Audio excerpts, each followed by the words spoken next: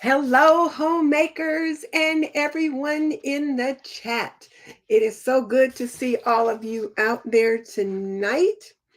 I am your host, Denise Jordan, and on tonight's episode of Homemaking with Purpose, we're going to dive into why you need to create a strategy to fight food inflation. And I'm going to give you 5 tips that you can use to create an inflation fighting strategy for your home. But before we get into that, welcome to Homemaking with Purpose. I am Denise Jordan, and this episode of Homemaking with Purpose is brought to you by Apron Diva. Pretty and practical, we believe that an apron can be a homemaker's best accessory. And tonight's featured apron, again, is the Connie. It's celebrating the red, white, and blue to honor the holiday we've got coming up on Monday, our Independence Day. So be sure and check us out at www.aprondiva.com. And let me get my iPad set up. I realize I don't have it ready. Let me get my there. I had to get the voice cut turned off, and I'll stop sharing this screen and I'll come on back over here to Apron Diva, or rather to the show.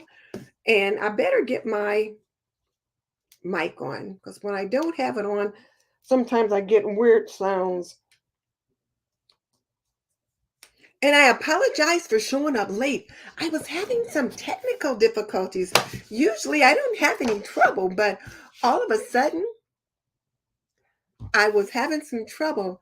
Okay, please turn on captions. I don't have any captions yet. So don't have any captions yet, but hey, everybody, it's good to have you with us. And as I said, we're going to be talking about why you need to create a strategy to fight food inflation. Going to give you 3 tips. Oh, and I remember, Kathleen, I can't turn on captions on a live stream. Captions don't come on until afterwards. That's what it is. So, all right. So let me go ahead and get started. I've been working on a new series for Homemaking with Purpose called Lessons Learned from YouTube Creators. And whereas tonight's show is not one of those series, it is inspired once again by Fly Lady Cat. Only this time, it has nothing to do with home keeping, but everything to do with you and your food budget. So the technical difficulties I was having was with my presentation. So let's see if I can get it up there. So here we go. So here's why you should create a strategy to fight food inflation. And one of the things that I learned from Fly Lady Cat, and this was something that came up today. One of the things that I do every morning as part of my morning routine is listen to Kat's daily Patreon video. And today's topic had to do with reaction versus response. And it struck me that so many of us are reacting to today's higher food prices instead of responding. So, what am I talking about? The example that Kat used to help us understand the difference between reaction and responding was pretty simple. For example, she said that if your house is on fire and you're running around, you're like, oh, my house is on fire, and you're wringing your hands and that kind of thing, you're reacting. But when the firemen or the first responders come in and they do whatever they do, that's responding. Or let's say your garment catches fire and you stop, drop, and roll, that's responding. You see a fire that's, say there's a grease fire on the stove and you pour some flour on it to damp it out, that's responding. So the difference between reaction versus responding is that you're going to create a plan or you're going to take some kind of action. So now to carry that analogy along in regards to the crazy food prices that we are experiencing today, when we commiserate with our family and friends about the high cost of food and how difficult it is to put food on the table, that's reacting. When we stand in the grocery store line and shake our heads and complain about the price of eggs, that's reacting. But if we contact a local farmer and purchase eggs at a cost that we think is more reasonable, that is responding. Or if you're like my sister, Kadia, from her healthy home, and you're raising chickens and you're gathering your own eggs, that's responding. So I wanted you guys to really see clearly the difference between reacting and responding in regards to your food budget. So, hey, everybody, it is so good to see you all. And Danita M., if I recall correctly, you were the winner for the apron note last week, I do believe. And let me make sure I have that right. Yes, Danita M., you were the winner for the apron note last week. So I need your mailing address so that I can send that out. I've got a clip to last week's note, so send that out to me and I'll get that apron note out to you. So hello everyone in the chat. It is so good to have you all with me tonight. And I see my name twin, Denise Bissell, is on as well. And Patience B. Oh, that's what I went downstairs to get, and I forgot to bring it up. All right, well, I'll remember it to talk about it anyway. Okay, so just to refresh the topic for those who have joined us late, we are talking about how to create a strategy to fight inflation so that your food budget can be somewhat more reasonable, so that you can put food on the table just a little bit easier for you and your family. And I'm going to give you 5 tips, and some of those tips you can employ right away. So there's some discussion as to how high inflation has actually gone in regards to the food budget. Some people say it's 6.5%. Some say it's like 7.5%. But when you're at the grocery store and you're at the checkout counter, sometimes it seems a whole lot more than that. A whole lot more than that. So I guess it doesn't really matter what the actual percentage is. The bottom line is that you're seeing less groceries bought for the same amount of dollars. So that's the concern that we all have. And in many areas, there are shortages on some food products, there's poorly stocked shelves, and there's empty shelves, and of course, higher prices. So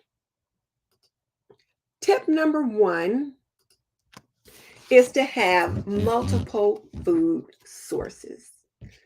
And when I say multiple food sources, I mean a number of different ways to get food for your family. And whereas it can be somewhat difficult, it can be just a little bit easier than you think. I mean, it bears thinking about and thinking about now.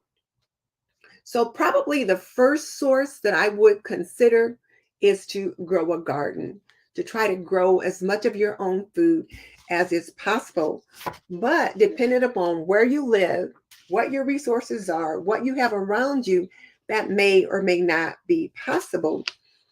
But if you are able to grow something, here are some options to consider that you can consider on a very small scale.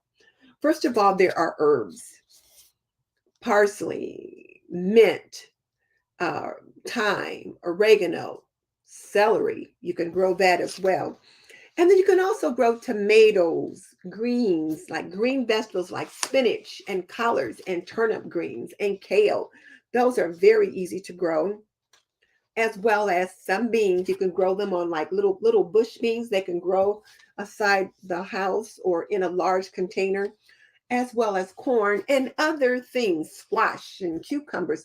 So depending upon where you live, the kind of environment you're in, you may be able to grow something. Here you see me, I'm out in my herb garden growing a few things, but there's also containers that you can put on your patio. You can grow some herbs on your windowsill, your balcony, and depending upon the lighting, your porch. So those kinds of things. So containers. So think about those as an option. Another option, but that's a very limited source, can be your workspace. Now, I know when I was working, people would always bring in during the season extra tomatoes and cucumbers and zucchini and things like that.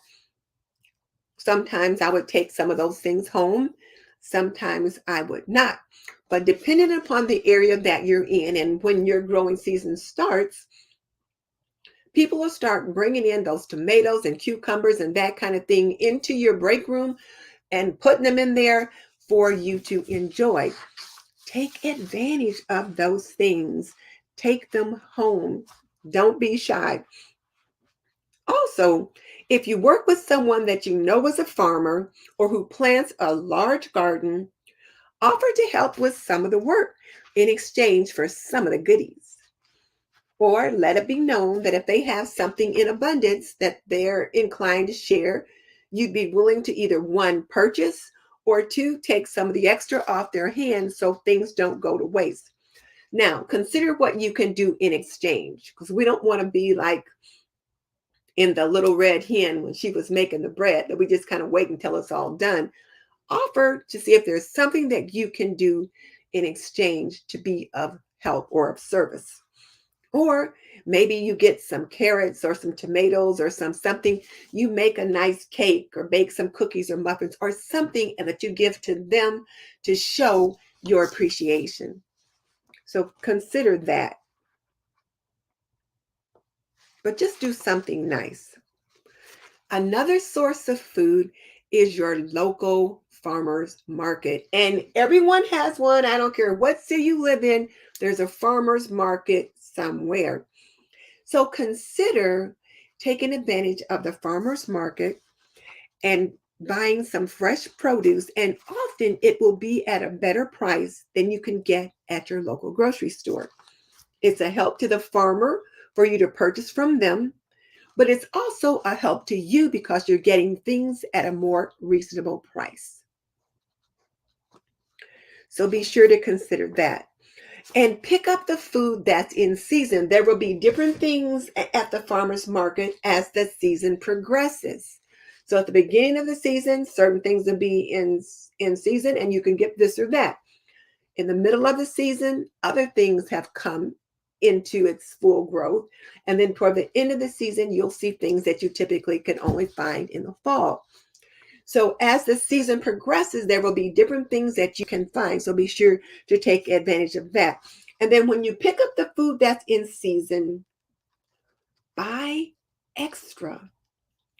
Buy extra so that you can preserve it by either freezing, canning, drying, that kind of thing, or pickling, because some people do that. I have not tried that yet. But so there's different things that you can do in that regard.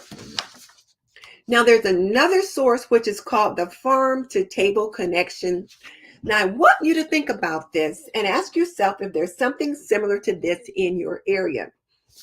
In many communities, either at a church, at a community center, maybe at the Boys and Girls Club, but somewhere in your community, there will be an organization that is providing boxes of food to people in the community.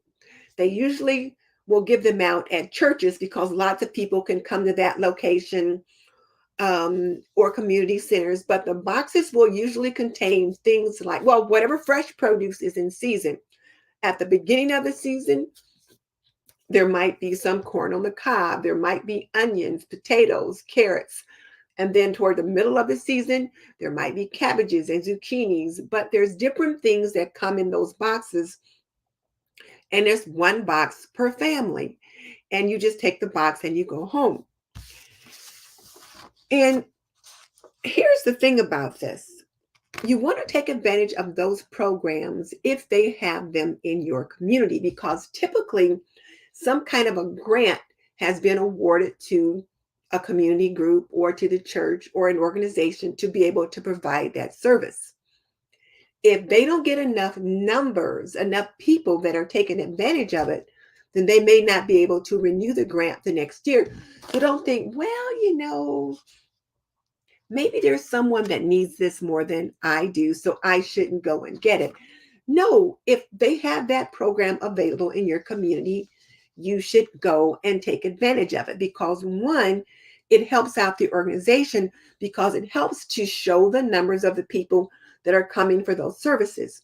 Number two, if they've got the food there and the community doesn't come in and take advantage of it, some of that food may go to waste. And we want to be good stewards of the harvest. So we want to make sure that we don't do that. So if they have that service available, take advantage of it. Now, other benefits that are out there, one of those is your supplemental nutritional benefits or SNAP benefits, and also WIC. Now let's talk about those for a minute. Your SNAP benefits or your Supplemental Nutritional Assistance Program, that's what used to be called food stamps. Now you might be thinking, well, I don't need food stamps. Well, maybe you don't.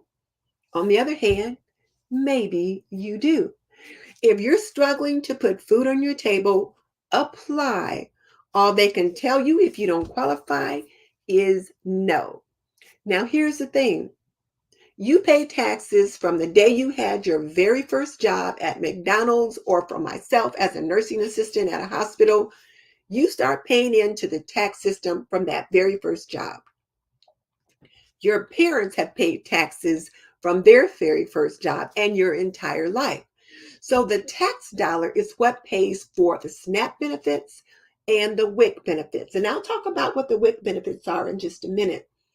So those benefits you have earned if you need them.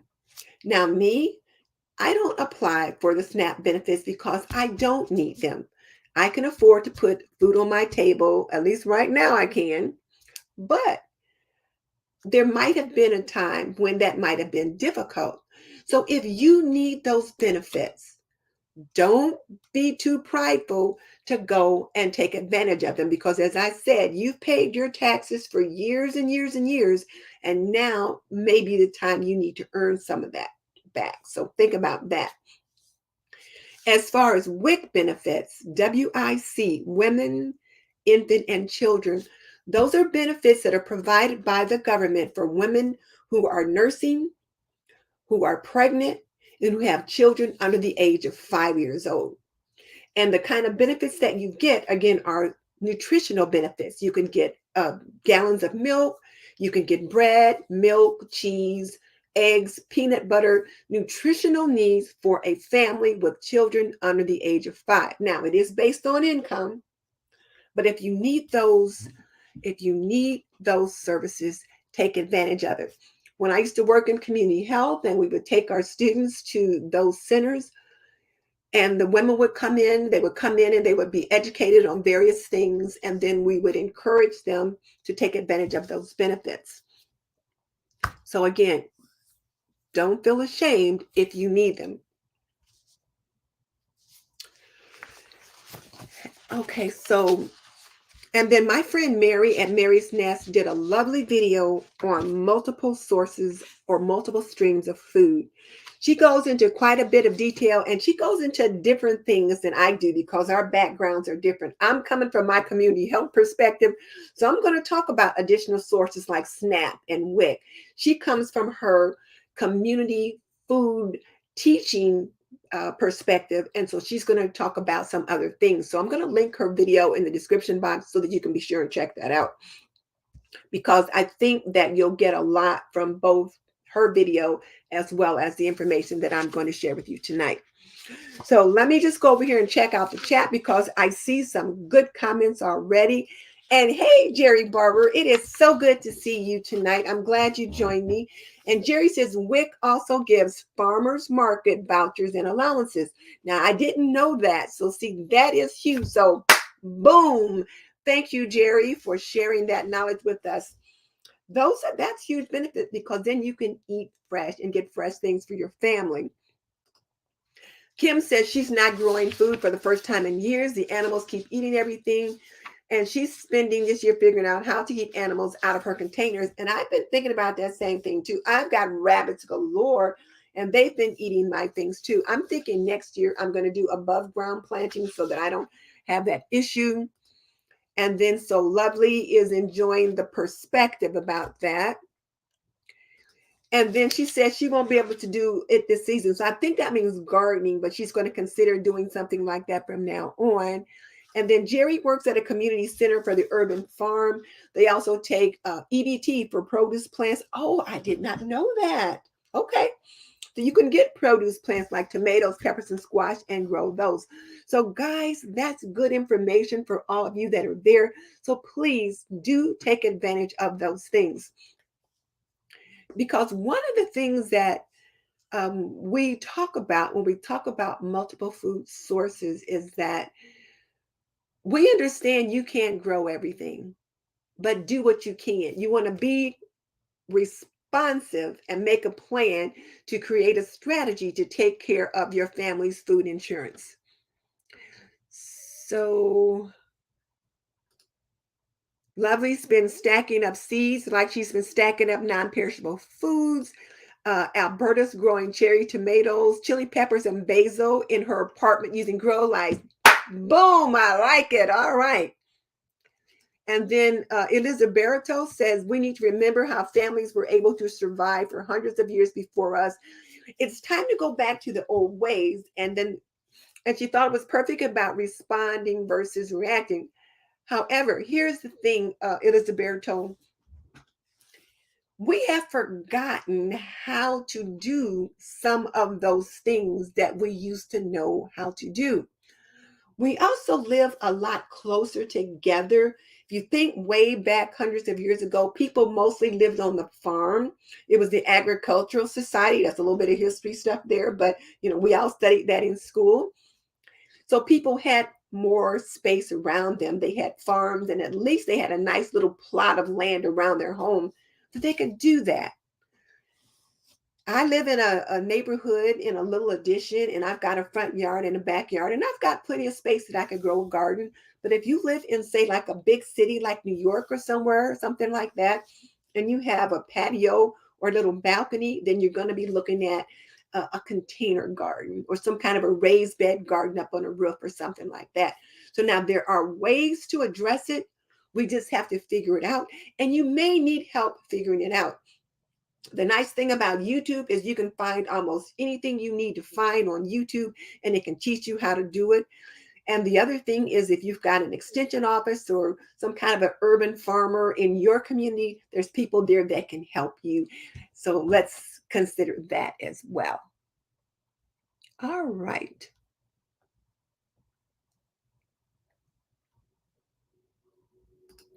And then Selena says you can put nets over containers to keep the animals out. And you can get those from the dollar store. You can use like laundry bags or something like that. Okay. Got it. All right. So there was that. I wanted to talk about that. And I wanted to be sure to mention my friend Mary at Mary's Nest video. So again, let me just give a quick refresher for those that may have joined us late. We're talking about why you need to create a strategy to fight food inflation. And we're going to be talking about the 2 tips to do that. And one of the things that I really wanted to emphasize tonight was the difference between reacting to the higher food prices and responding to the higher food prices.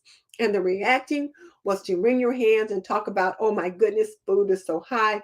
But responding is to make a plan and to be strategic about how you're going to address the problem. Excuse me. So Jenny says her garden seems to get bigger every year. They never seem to have enough room for all they want to plant. And Candace has got a container garden on her deck and herbs growing in her entryway. I like it. I like it. I like it. All right. And then also our featured apron tonight is the Connie, which you can see hanging up back there on the doors to celebrate the red, white, and blue. All right. So now tip number 2 is to shop in season. Shop in season and buy extra. So since we're in the growing season in most places now, buy what's in season and buy extra so that you can freeze some, dry some, can some, and I realize I've got a spelling error there, and then also eat fresh. So we've been eating lots of corn on the cob fresh, but I also froze some. I froze some corn on the cob, and I froze some where I took the kernels of corn off the cob and froze them in bags that I could use for soups and stews and that kind of thing. And I've got a video where I showed how I did that. I will link it in the description box. But yeah, I did that. But when you shop in season and buy extra, buying when the food is in season allows you to get it for today's prices and not the prices 3 months from now. I'm going to say that again. It allows you to buy the food today at today's prices and not 3 months from now. So those carrots that you buy today and preserve are at today's prices. And so you're kind of pushing back against food inflation in that way. And one of the other things I want you to keep in mind is that there is pressure canning and there is water bath canning. They require similar tools, but different kinds of canners and canning techniques. So my friend Mary at Mary's Nest has a whole series on water bath canning. What kind of stuff do you do for water bath canning? Well, high acid foods, tomato sauce and tomato products like diced tomatoes and those kinds of things. And you can also water bath can peaches and applesauce, and I think applesauce, but peaches and strawberry jam and that kind of thing. But pressure canning, you have to do pressure canning for things like meat products and anything with protein in it, as well as green beans and that kind of thing.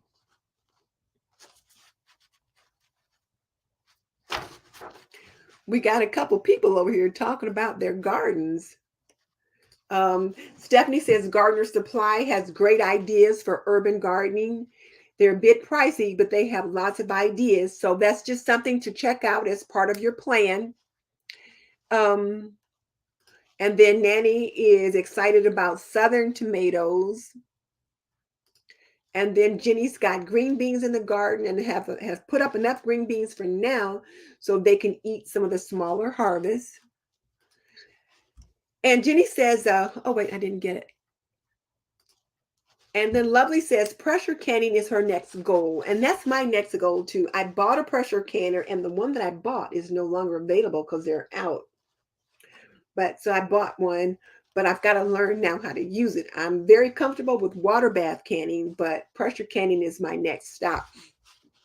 So Mary has a whole series on water bath canning. Mrs. Hart at Homestead Hart has a series where she teaches how to do pressure canning. And then Lisa Sutton at Sutton's Days also talks about pressure canning. So you can learn how to do it in that series there. So there's something to think about there. So now, one more thing on canning. I don't know how to can. I'm afraid of pressure canning. That's reacting. Buying the Ball Blue Book or taking a class at your local extension office or binging on videos offered by Mary or Ms. Hart is responding. So think about whether you're going to react or to respond. There's that. And then I was talking to a few people while I was prepping for this session the past couple of days, asking them, how are you addressing the higher food prices? And one of the ladies that I spoke to, she was behind me in the checkout line. She says, well, I only eat once a day. And I was like, this was an older lady. And I got a lot of nerve calling somebody an older lady, but I just meant in general. She was in her legacy years. And she said, well, I only eat once a day. And I said, so do you only eat once a day because of your budget? Or do you only eat once a day because you're not hungry? And she said that, well, I take a lot of meds so that it affects my appetite. So I only eat one meal a day and then I might snack at other times. Excuse me. So there's that. I talked to another lady we were at the beauty shop, and I said, what are you doing to fight inflation? And she said she shops with coupons and only gets what's on her list. She said she shops with coupons and only buys the things she needs with those coupons. So just because there's a coupon doesn't mean she uses it. If it's not for something she needs, she passes on it. So she shops with coupons and only buys what's on her list. And that's how she's saving money for her budget. Hey, Kadia, how you doing? So Stephanie says that Homestead Heart has accurate pressure canning information. Yes, and that's who I plan to watch to learn how to do that. And again, I'm trying to emphasize react versus respond. And Candace, see, I'm the same way. I've been afraid to try the pressure canning, but I went ahead and I bought a pressure canner, and I'm going to get down to it. And I believe Kadia knows how to do that. I believe Kadia has done some pressure canning. So she might have some information about that on her channel as well.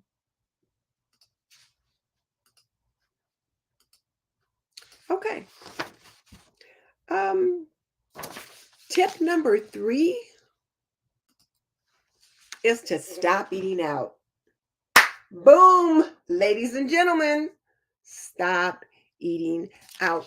That's one way to really save money on inflation, because first of all, when you eat out, it's going to cost you more to eat out now, because the restaurateurs are also paying more money for their supplies. So they're having to charge higher prices for their food, and they're giving you smaller portions. I'm going to say that again. They're charging higher prices for their food, and they are giving you smaller portions. So that's something for you to think about. So when I say stop eating out, stop eating out. Try to eat most of your meals at home. Try to eat most of your meals at home. Now, is it a special occasion? It's date night. Maybe for date night, you can make something special or fancy at home, or decide once a month on date night, we're going to eat out. The other 3 weeks during date night, we're going to eat in, and we'll figure something out from there. For this Friday's date night, when I got groceries, I picked up a pizza, one of those frushettas, while I was at the store. We got pizza and chicken wings last Friday, and we spent over $40 for the pizza and the chicken wings. So I thought, okay, the pizza I picked up at Kroger was like $7, and I'll make something else to go with that. And I certainly won't spend $40 on this date night. So there's that to think about. Hey, Jay Atwood here or the Joy Atwood here from London. How nice. What time is it over there? Tell us. We kind of want to know. So it's 8:23 here. What time is it over there in the UK? I'm just being nosy. But anyway, stop eating out or eat most of your meals at home. But for special occasions, birthday treat, something like that, of course, you're going to plan ahead for that. But even when you do that birthday treat, you might want to cut some corners somewhere or not. That all depends upon you, but plan ahead for those special occasions. And then here's something else you can do is create a buffet. Create a buffet. So now what do I mean by that? Well, you guys know on Tuesday, I like to go to Qdoba for Taco Tuesday. Now, before the pandemic started, we went to Taco Tuesday at Qdoba, and they had $2 tacos, and we would get the tacos, and then we would get the burrito bowls, and then yada yada yada. Well, then the pandemic started, and everything closed down. Now they're open back up. Well, it's still Taco Tuesday on Tuesday, but because of the change in prices and all this and that and the other, they don't give $2 tacos anymore. So everything is at regular price every day. But I would still want to go to Taco Tuesday. My husband was like, when did Taco Tuesday become a holiday? He didn't quite see it that way, but he enjoyed going. But he would prefer to eat at home. So we've got to start saving some money. So I've started making tacos or some other Mexican themed food at home on Tuesdays. This Tuesday, I made tacos at home, and they were really good. And I create a buffet similar to what Qdoba will have. I'll have a little bowl of sour cream and a little bowl with the avocado. I'll make a corn salsa. I'll have some kind of a tomato, like picadillo sauce or whatever, but I'll have the different little toppings laid out on the counter, just like we're at Qdoba, with the rice and the beans and all that kind of stuff. And you can make your own tacos, and they are delicious. And we didn't spend $40, because we can spend a good $30 for just the two of us by the time you get whatever you're getting and you buy a drink. And I always like to get the brownies when I'm there. If you've got a family, then it's certainly more than that. So try to eat at home when you can. I asked Joy what time it is over there. She's in London. Guys, it's 1:30 in the morning. Oh, Joy, thank you so much for joining us. I appreciate it greatly. And since you're here, tell us what kind of food shortages or how you guys are dealing with inflation over there, and what strategies you might be employing. I'm just kind of curious about that. And then Patience says, yes, we're going to have some discipline around here. We're starting to eat out on Saturdays only because we're defeating our purpose. So she's learning to cook what they like at certain restaurants. I get it. That's like I said, I like tacos, and so I like Qdoba. So I'm starting to do things like they have. And you can go online and you can find like how to make a dupe of the Panera chicken and rice soup or different things like that. If you Google it, like a dupe or something similar to Olive Garden's special chicken marsala, you can find those things. So yes, you can make those special dishes that you like at home. So there's that. Hey, Dawn Thomas, good to have you with me today. I enjoy that. Oh, boom. Now, Kadia, now she's really taking us to task here. She says, go to the store with the cash and don't bring anything extra. Kadia, I will admit, I tried that and I couldn't make it work. I would go to the store with cash and I would go with the list, and then I would always have too much in the cart. And so I thought, okay, I'm just gonna, and I didn't want to put anything back, so I would pull out my debit card and just buy the rest of it with that. A couple of times I went and I forgot to take the cash, so I had to use my debit card. But yes, that is a good way to do it, is to try to use cash and then only get what's on your list. But and you have to get over, if you get to the counter and you've got too much, to be willing to put something back, because that was my issue. My husband hates to put stuff back. So Lovely's cut down eating out.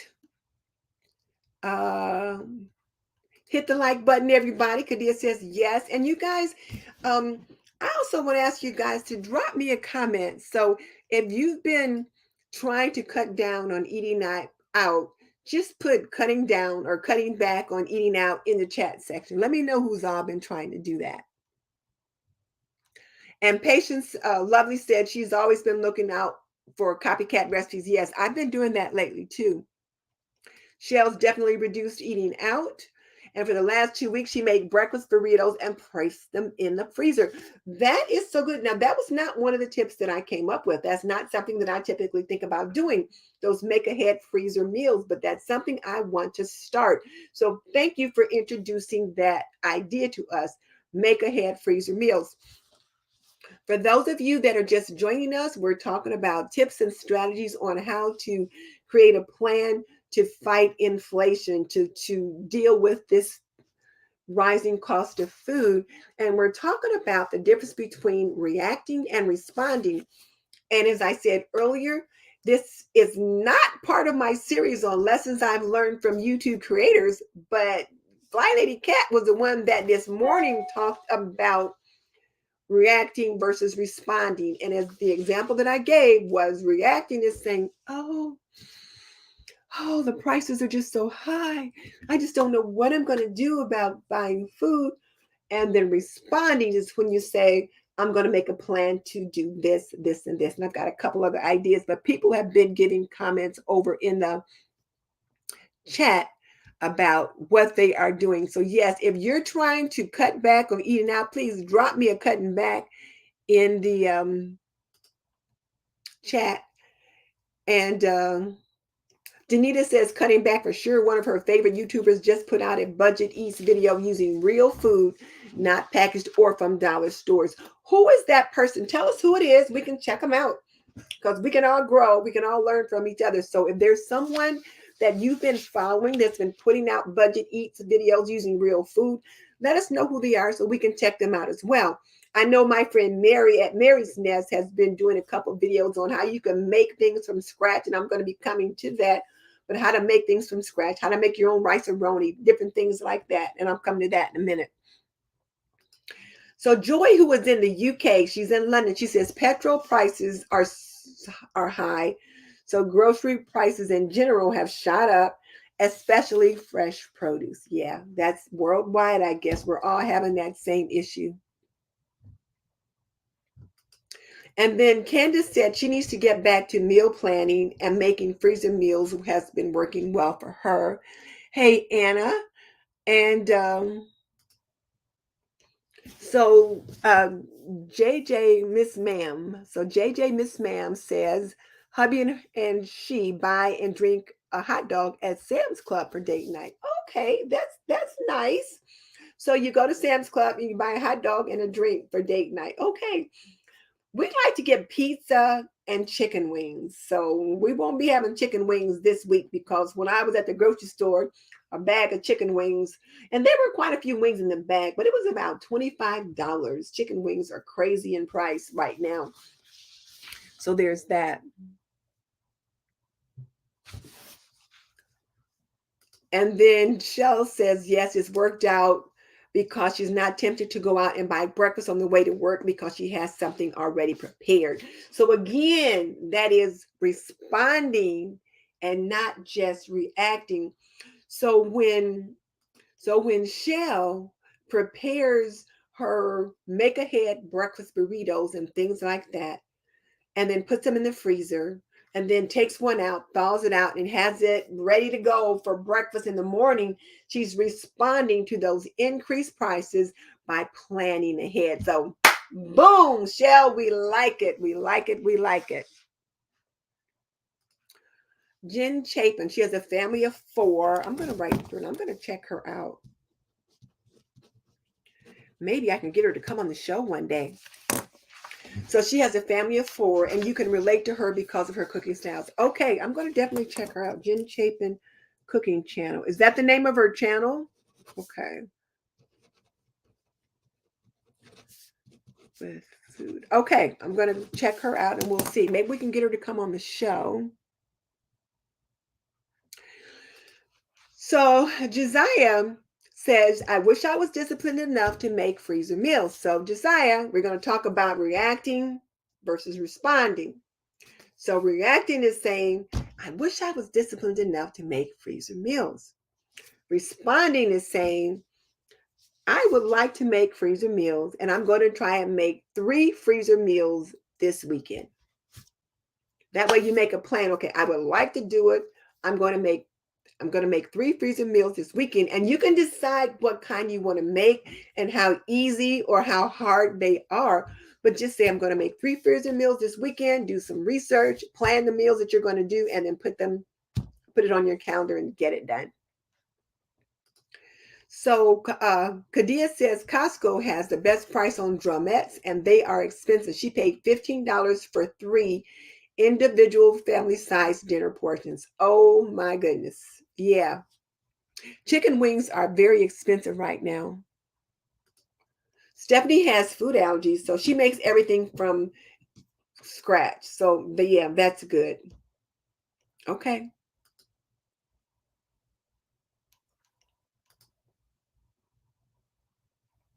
Oh, so many people don't shop their pantries first. Yes, you're right about that. So Wendy says they've been going out for a drink and a snack instead of a full meal. I get that. Yeah, I'm going to try to see if I can get her to come on the show. We'll see. Oh, thank you, Danita. I appreciate that. Okay. Oh, excuse me, how indelicate. All of a sudden, the show started and my nose and throat got itchy way in the back, right when I'm starting the show. So, all right, so let's get back at it. I think I've been chatting too long. Sorry about that. So, we've talked about to stop eating out, to eat most of your meals at home, create a buffet like for my taco buffet or something else, and then plan ahead for special occasions. And then tip number 4, and we've kind of alluded to that just a little bit, but tip number 4 on creating a strategy to fight food inflation is to learn to cook your meals from scratch. Learn to cook from scratch. In this particular picture, I made a chicken pot pie and I used some leftover chicken to do that. But one of the things I want you to think about is buying meal extenders. So what do I mean by meal extenders? And I'm covering up my notes, but I want to get this out here. So when I talk about learning to cook from scratch, for example, pancakes are pretty easy to make from scratch, but you got to have the stuff at home to make them: flour, sugar, salt, baking powder, those kinds of things. Have those things on hand so that you can make your own pancake mix rather than buying a box of pancake mix. It's a little bit of money, but it can go a long way. The other thing is, think about tomato sauce. Tomato sauce is a meal extender because you can make all kinds of dishes with a jar of pasta sauce. And the thing about buying this kind of pasta sauce, or almost any pasta sauce in the jar, is you can use the jar later on to save food and different things like that in. So there's that to think about. The other thing you want to think about in regards to food extenders is pasta. I like this Amish pasta, these Essenhouse noodles. They're delicious. They've got different sizes. They've got the real thin noodles that you use in soups, and they've got thicker noodles for making dumplings. But you can make a meal with the pasta sauce and this pasta. And it doesn't have to be the pasta sauce. You can make some kind of a cream sauce, some kind of a gravy, some kind of a meat sauce. There's all kinds of things that you can do with that pasta. Cans of tomatoes. Because again, these are meal extenders. You can make foods with that. Soups and stews and chilies and different kinds of things like that. Salsas with that. And then I talk about this particular brand quite a bit. Let's see if I can get it up there for you guys to see. The Grable Country Meats. I love this brand. They're local to my area. They're probably about 30, 35 minutes away from where I live, but you can buy them at Kroger all over, and Kroger ships. So this is the meat, the boneless chicken, and there's nothing in it but chicken, salt, and pepper. This one is the beef chunks, and they've got bigger cans. And this one is the cooked ground beef. Now, here's the thing. When I first started buying these size cans, they were probably about $4.49 or something like that, three something a can. Now they're up to six something a can. They've got some of the cans that are twice this size. They're almost $10 a can now. But regardless, it's a way of buying meat at today's prices, meat that is canned, and you don't have to worry about canning it yourself. So if pressure canning is not something you want to try, then you can buy canned meat in the stores. Now it's going to may cost you a little bit more. Then again, I don't know. I bought a chicken yesterday when I got groceries, and it was $1.99 a pound. It was a whole chicken. It was 6.5 pounds. The chicken cost me $9 for a whole chicken. And the last thing I put in this little basket was these Hungry Jack mashed potatoes. Now, I typically would buy fresh produce, and I'll buy potatoes and sweet potatoes and onions and carrots and those kinds of things. But most of the time, if I'm going to make mashed potatoes, unless I'm making garlic mashed potatoes or something really special like for Thanksgiving or Christmas, I'm going to use that box of mashed potatoes. And depending upon the size of your family, it might be cheaper and easier for you to use a box of mashed potatoes than for you to have to peel and prep and cook a whole big batch of mashed potatoes from scratch. So mashed potatoes is the one thing that I might consider keeping on my shelf. And here's something else to think about that, people may think about here is, let's say you wanted to make lasagna. Now, lasagna takes your lasagna noodles. You've got to have the ricotta cheese. You've got to have the sauce. You've got to have the other kinds of cheeses, all the spices, whatever. You can pick up a pan of Stouffer's lasagna from somewhere between $12 and $15 for a family. Is it cost effective for you, for your family, or is it more cost effective for you to buy all the different little ingredients to make the lasagna? I don't know. You have to decide that for yourself. And you're also looking at the time that it takes for you to do that. So that's just something for you to think about. But typically, prepackaged food costs more than if you make your own from scratch. In general, things like biscuits are pretty easy to make. Bread's pretty easy to make, but it is time consuming. So you have to decide for yourself. Take a stance on that. Now, let's see what people are saying over here.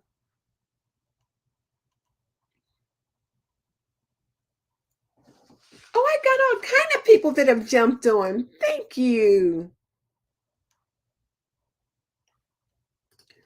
So Selena says, don't buy things you can make at home to cut costs, like brown sugar. Use molasses and regular sugar. And Selena, that's true. You can make your own brown sugar, but you have to decide whether or not it tastes the way you want it to taste. So, but yeah, you can make your own brown sugar with molasses. Hey, Sue, I'm glad you're with us tonight. And there's Dee from D Lovely Life. Thank you for joining us. She's been using leftovers into breakfast. So tell me how you've been incorporating those leftovers into breakfast. Now, here's something I used to do when my youngest son was little. You guys will laugh at this, and him and his one cousin, when they would spend the night, I would say, well, we're going to have a country breakfast today. And they would look at each other like, what's a country breakfast? And I would say, well, back in the old days or out in the country, people didn't always have like cereal, like Rice Krispies or Cheerios or that kind of thing for breakfast. They ate whatever they had left over from the night before because they didn't have like a refrigerator to refrigerate items. So many times they would have whatever they had the night before, and they'd have that in the morning to break their fast so that it wouldn't spoil. So that's what I used to do sometimes, depending upon what it was. So, Dee, tell me how you've been incorporating those leftovers from the dinner into your breakfast. Patience says she's been learning scratch cooking as well and actually enjoying it. And Patience, it is fun. Hey, Ronnie, good to have you here. Oh, wait, I clicked the wrong thing. There we go. Glad to have you here. Please rewatch it. I think it's been an interesting show tonight. So Nanny says canned beans as well. Yes, I didn't bring any canned beans up because I didn't want to bring up too much stuff, have to carry it upstairs and then have to put it all back. But yeah, you're right. But canned beans, dried beans, and cream of whatever kind of soup to make casseroles and things like this. In this particular slide here, I made a chicken pot pie with cream of chicken soup, leftover chicken. I made my own chicken broth, cut up some vegetables, made my own crust, maybe. Or I could have used one of those Pillsbury crusts that you can buy that you roll out. I will make my own crust, but sometimes I'll buy those for in a pinch. And then Ronnie started making her own cream of mushroom soup and cream of chicken soup for casseroles. And you know, Mary at Mary's Nest did a video on how to do that. I've not done that piece yet, but I'm going to try it. Hmm. And then Nanny says many cultures around the world use meat. Yes, they use meat as a condiment in small quantities. And you know, I think that's a good point, Nanny. It is here in the United States that we have gotten to the point that we eat so much and that meat is like the center of the meal rather than the condiment or the or just an add-on. If you think back to way in the old days when they talk about a chicken in every pot, everybody didn't have a chicken in the pot for dinner. They might have had meat on Sunday for Sunday dinner, but the rest of the week they might have just had fruits and vegetables and pasta and things like that, or meat in very small amounts. They didn't eat meat in the quantity that we eat now. Thus, there's more heart disease and that kind of thing. So that's something to think about. Um, Kim keeps at least 2 types of cream of chicken soup. And she also buys dried beans. Yeah, I always have cream of chicken, cream of celery, and cream of mushroom.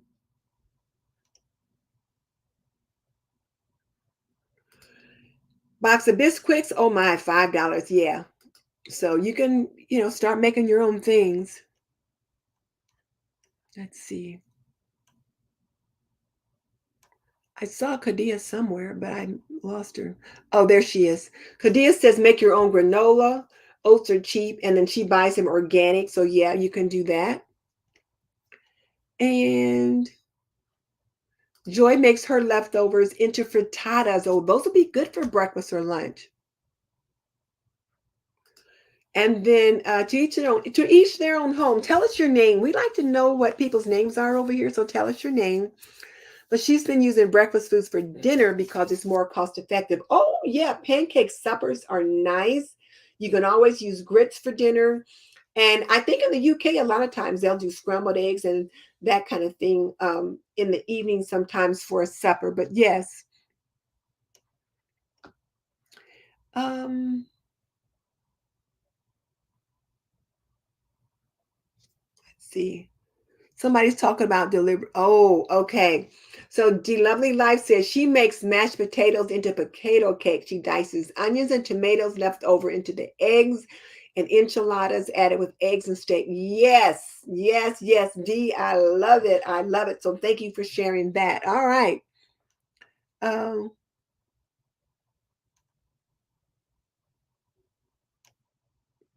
all right. Oh, so to each their own home. Her name is Lissa. Okay, good to have you with us, Lissa. Thank you for joining us. All right, so slide number 4 was to learn to cook from scratch, and then slide number 5 is to make leftovers a part of your meal plan. And here we are. We've got people talking about that very one already. Wait a minute. I clicked the wrong thing. Sorry about that. I was trying to get the comment off. There we go. So, tip number 5 on how to be strategic in creating a plan to fight inflation is to make leftovers a part of your meal plan. Plan ahead, and you can make the food look different. And so we heard from Dee, who talked about using mashed potatoes and making potato cakes for breakfast. And how many of us buy those potato cakes at McDonald's or other places? Diced onions and tomatoes left over, she puts those in the eggs, and you can make enchiladas with eggs and steak and those kinds of things. So those are good examples of how you can use leftovers and make them a part of your meal.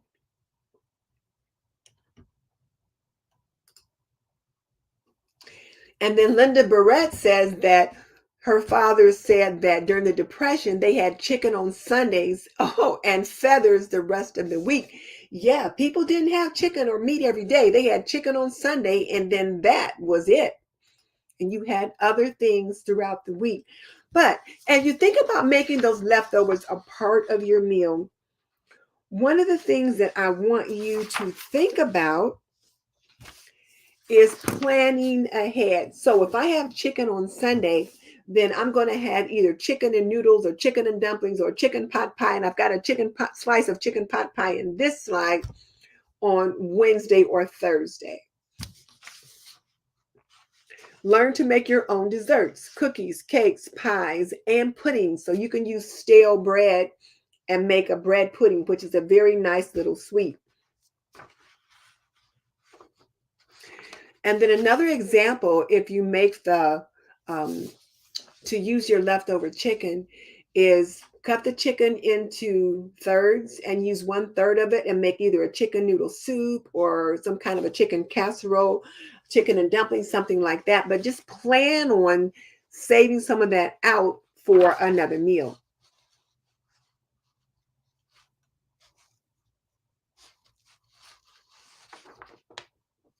And I know some of you are going to be thinking, well, my family doesn't want to eat leftovers. I have to really, really convince them to do it. And sometimes that's the thing. Your family doesn't want to eat leftovers. But what you can do is use it up and make it look different. Like I said, if you cut that chicken in half and put the other half in the freezer, and then you have it however you're going to have it today, and then when it's in a completely different form, they don't know that it was from a leftover chicken. Or you can completely juice it up in a different way. I had a rotisserie chicken that I had gotten at Kroger, and I cut it in half, and we had it just like roasted with sweet potatoes, etc. on that first day.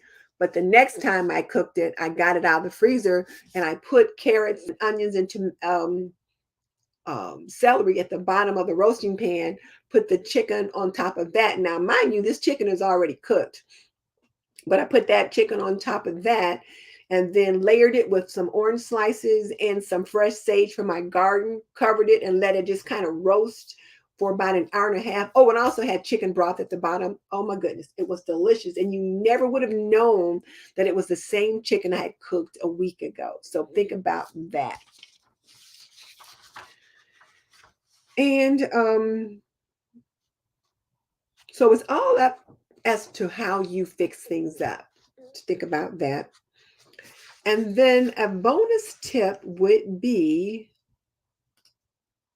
to start the meals with soup or salads or veggies. So if you think about it, when you go to a restaurant, they almost always bring you either bread with butter, they'll bring you a salad, or they'll bring you some soup to start the meal. Then they bring the meal in. That just kind of helps you to get a little bit more full to get ready for your meal. So think about that.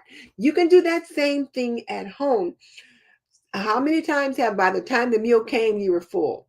So think about that same thing at home. You can have serve some fresh vegetables as a pre-meal starter or a salad or just a small kind of soup, and then have your meal. And then one other option is portion control. And now, what do I mean by that? Well, one, you could fix the plates yourself and control how much meat or how much of this or that people get.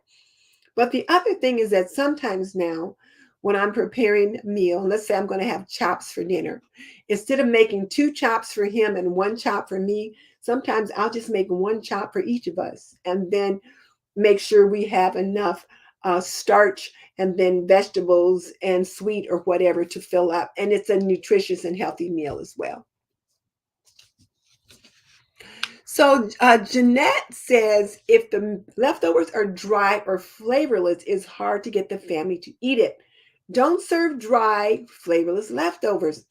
If you've got leftovers, number one, you need to have the appropriate containers to store them in to keep them moist and fresh. That's number one.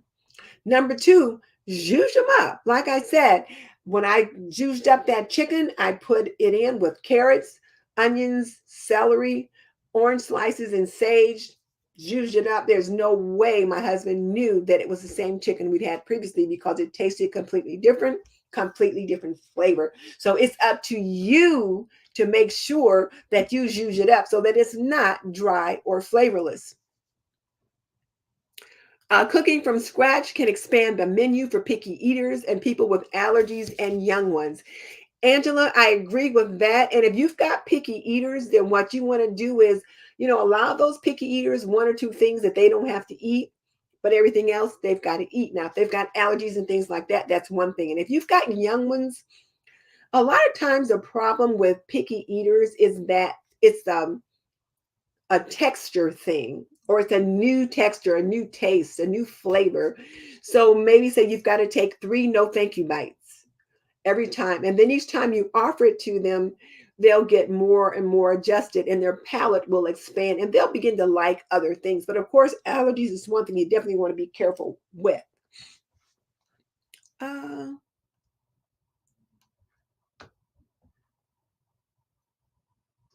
oh, thank you, Joy. I appreciate that. Uh, A Simple Life with Janice. Janice says that she saves her veggie ends of carrots, etc., and makes her own veggie broth. I do that too. I save my carrot shavings, my onion peels, and all those kinds of things, and I make my own bone broth or veggie broth. Put it in the freezer. I've got a couple videos on that. I guess I can link those below as well. And I use those. And then Jeanette says if you get a rotisserie chicken that's highly flavored, lemon, spices, make bone broth or soup out of the stock. Yes. So what I did was when I got that rotisserie chicken, and I only had a half of it this time, I added a cup or sometimes 2 cups of water to the bottom of the pot. And then you put the onions, the carrots, and the celery as a bridge, and then you put that chicken on top of that or whatever other meat you're cooking. Then when you cover it, all those flavors create a very nice broth. Pour that broth off and save it, and you can use it to cook other things. So all right, Wendy, I'm so glad you joined us. So yeah, she's got some good ideas. So yeah, she's got some good ideas there. So let's talk about the apron note for tonight. Tonight's apron note is this one. It says you are the COO of your house, so own it. That means you are the chief operating officer of your home, so own it. That means you're responsible for the food insurance for your home. Now, it doesn't mean that you have to make all the money, that you have to grow everything, but it just means that you've got to have the plan. You've got to have the plan. Hey, May May, it's good to have you here.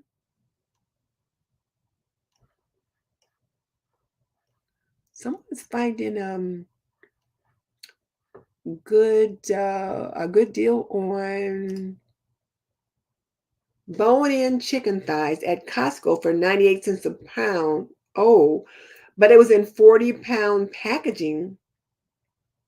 Wow, 98 cents a pound, but 40 pounds. Well, that sounds like it's a pretty good deal, but wow. Ooh, that's a lot of chicken thighs.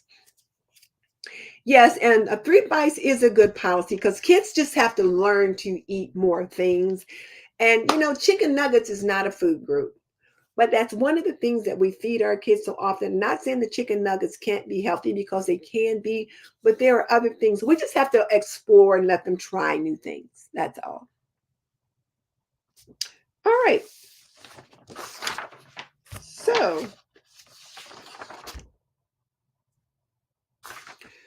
all right. So I'm as a recap for the things that we talked about tonight, we talked about. I'm going to go back just real quick. Let's get that off.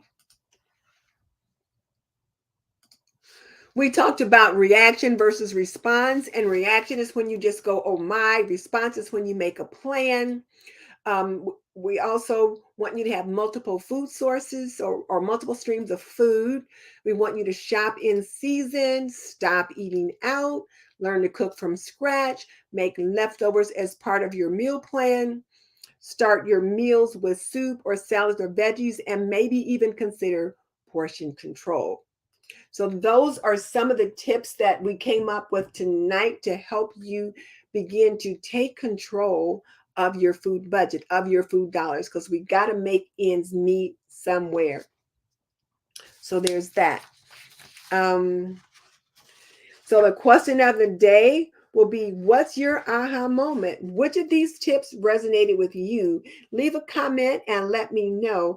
And if you have some ideas that you would like to share that we missed or didn't talk about, leave them in the chat or in the comment section as well, because we all want to know.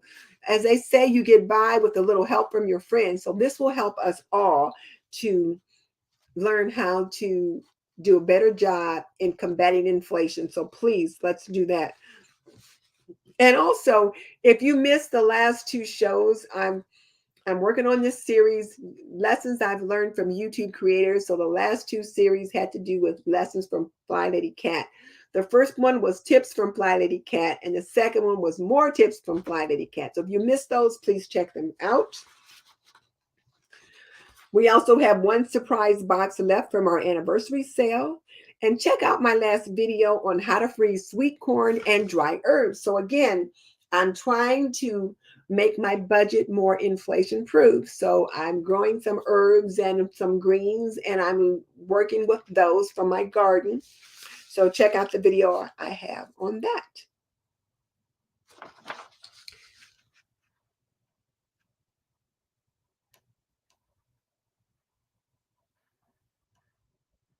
Oh, great meeting. Oh, let's see, La Diosa Cage. Okay, so now tell me your name. Is this Kat? Who is this?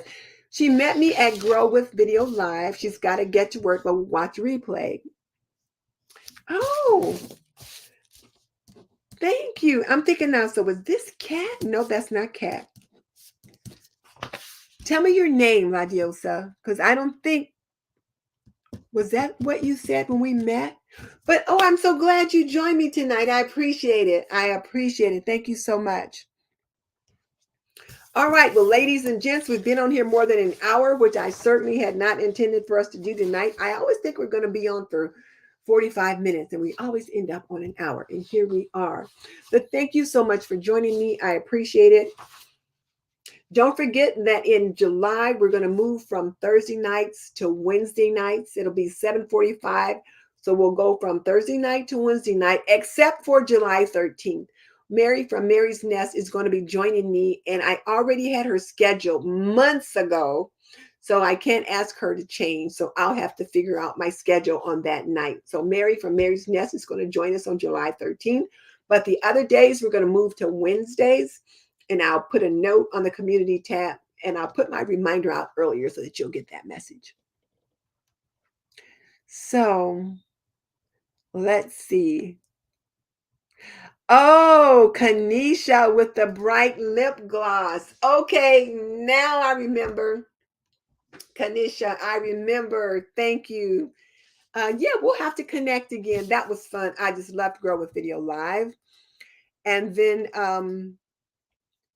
Janice says she's gotten to the habit of eating out way too much. Time to start meal planning. Yes.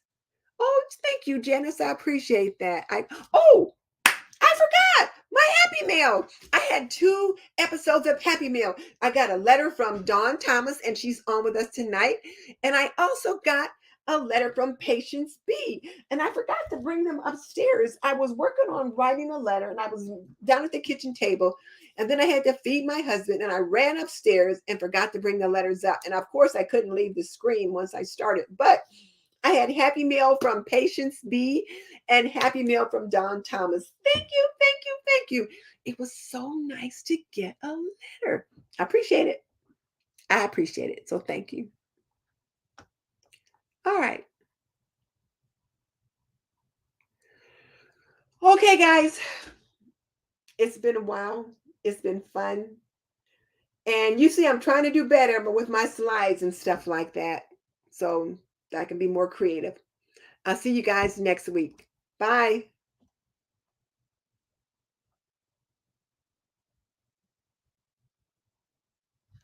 Thank you, lovely. Thank you. Thank you. Send me some of those cucumbers. No, not really, but